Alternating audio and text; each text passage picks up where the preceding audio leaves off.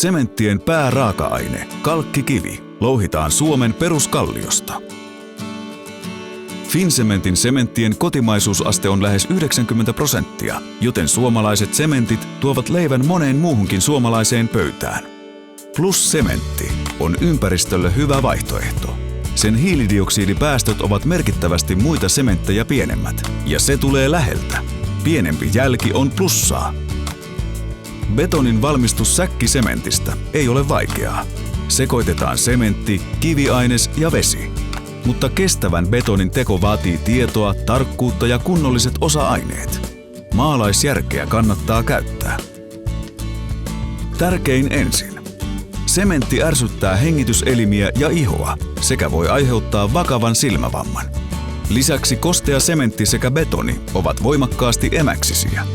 Vältä siis ihokosketusta sementin ja betonimassan kanssa koko työn ajan. Plus-sementtiä saa rautakaupoista pakattuna 25 kilon säkkeihin. Tarvittaessa voit kysyä rautakaupasta myös muista Fincementin sementeistä.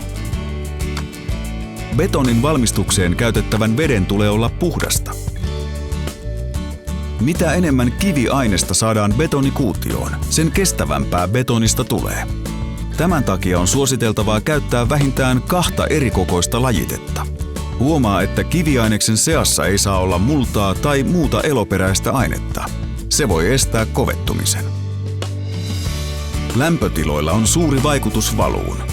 Lämpötilan tulee olla vähintään 5 astetta, mielellään yli 10 astetta koko valun ajan.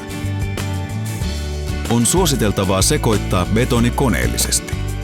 Sekoittajassa tulee olla sopivasti osa-aineksia.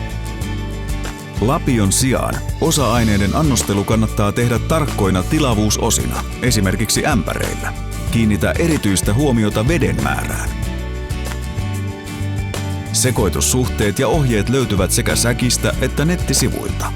Sekoittajasta riippuen sekoitusajan tulee olla vähintään 3–5 minuuttiin ja massa tulee siirtää myllystä muottiin tunnin kuluessa.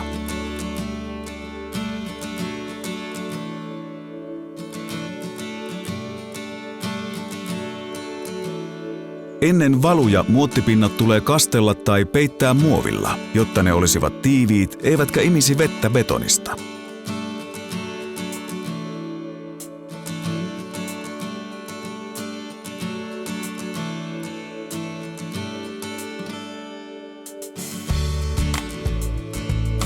Betoni on tiivistettävä huolellisesti. Tiivistys kannattaa tehdä koneellisesti, esimerkiksi konevuokraamon sauvatäryllä. Vaatimattoman kohteen voi tiivistää esimerkiksi lapiolla tai laudalla sullomalla.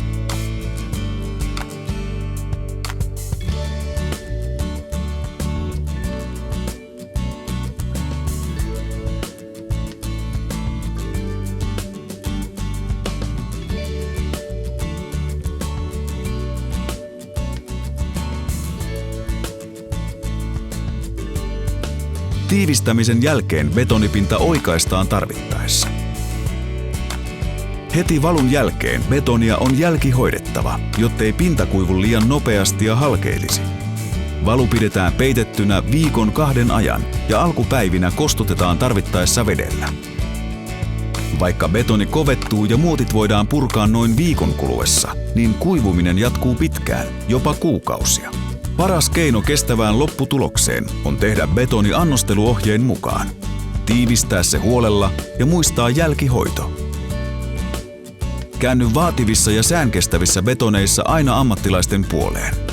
Lisää hyviä neuvoja esimerkiksi vedenalaiseen valuun nettisivuilta www.fincementti.fi.